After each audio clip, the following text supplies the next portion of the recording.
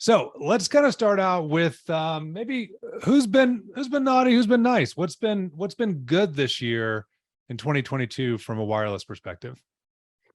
Well, I Nick, think with the funding coming down the pipeline finally is definitely a good thing. But then I would say naughty, probably there not being any shipments of any product. But what can you do? What do you think, Al? Well, I was going to say that's a good one, Caroline, for sure. I tell you, what's been great is our customers, right? I mean, for me personally, each year we have the opportunity to serve so many communities across this great nation, and in doing so, one thing about SmartWAVE, you have to have a sense of humor. So I can tell you, whenever we engage with a client, we try to make it as fun as we can and keep it professional, right? So every year that we have the opportunity to serve these clients across the U.S., it gives us just another year to build greater relationships. So as it gets into holiday season, everybody can wind down and kind of step away from that. So that's nice. As Caroline mentioned, funding, there's a lot of it that's coming down the pipe, a lot of excitement. So we are very appreciative to all the taxpayers that are out there in this great country of ours. And we're going to do what we can to be good stewards of that money because we are taxpayers as well, and see how we can make this an even greater nation that we live in and everything we do.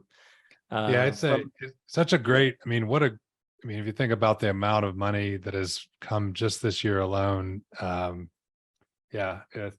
there's no coal in the stocking this year, the wireless stocking. It's there's a lot of green cash that's out there. A lot of it. Naughty. We at SmartWAVE, part of our business is rolling trucks and repairing equipment. So I would say naughty would be the gas prices predominantly. We do a substantial amount of work in California, so diesel is it's not what it used to be. But it is what it is. We continue to move on and ended up wrapping up with another great year at SmartWAVE of growth. New employees. Nick, we've added new individuals to the team to complement our efforts, help us continue to grow and expand. Caroline, our queen of Wi-Fi, has been quite the road warrior this year. Caroline, you want to tell us a little bit about I have. some of your travels? I am making it to Diamond Medallion this year. It was a big goal of mine, but yeah, so I've been cross country. But now that I'm in Austin, I'm centralized. So kind of. So what are you hearing from all the travels you've done? And again, we have the money's been spread out across the U.S., right? So what are you hearing when you're out there on the road and talking to some of the clients and just people in the industry?